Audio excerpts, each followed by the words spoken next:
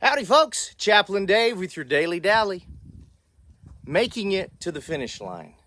You know, the story of Job is, at probably the most of it, difficult to read. It's an example, an amazing example of faith, evil, suffering, friendship, and our nature of the human existence. You know, Job's a good man that still sins, but his suffering is not a result of his sinning. So there's some amazing lessons and some incredible stuff that we get to learn in this story of Job. I remember in my life of business for 3 decades, I lived by a mantra of persistence overcomes resistance. I've probably said it 1,000,000+ times to people that I taught, people that I led, people that I worked with.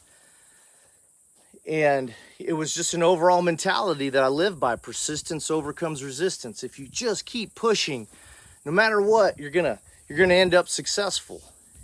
And it worked in my business life. But what I didn't realize was how wrong that persistence over resistance is that it was focused in the wrong area. Where I needed to be persistent was my persistence in my pursuit of faith for the Lord. What I needed to be persistent in my life was trusting in God, in being patient, in waiting through adversities, waiting for God's direction. And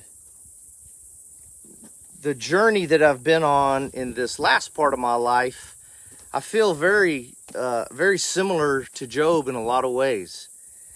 Certainly none of us will ever suffer that I can think of to the extent that Job suffered. I encourage you to read the entire story of Job. I want to just share this last part, chapter 42. This is the very end where God restores Job. Verse 12, so the Lord blessed this part of Job's life more than the first. He owned 14,000 sheep and goats, 6,000 camels, 1,000 yoke of oxen, and 1,000 female donkeys. He also had 7 sons and 3 daughters. Job lived 140 years after this and saw his children and their children to the 4th generation. Then Job died old and full of days. It's such an encouraging story of Job's faith to the Lord. His friends turned on him. He had so much tragedy, and in the end, the Lord restored everything. He even had his friends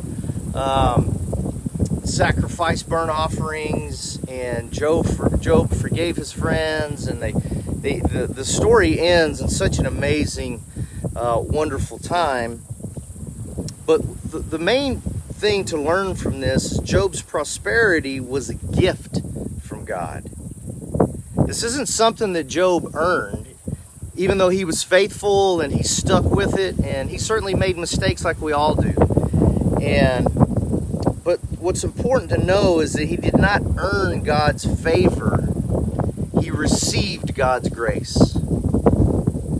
I hope you have a wonderful day. I encourage you to hang in there, stay focused on your faith, pray to the Lord, spend time listening, more time listening to God than you do talking to Him. I love y'all. Make sure you love Jesus Christ with all your heart and love your neighbors as you would yourself. And everything's going to be just fine. God bless.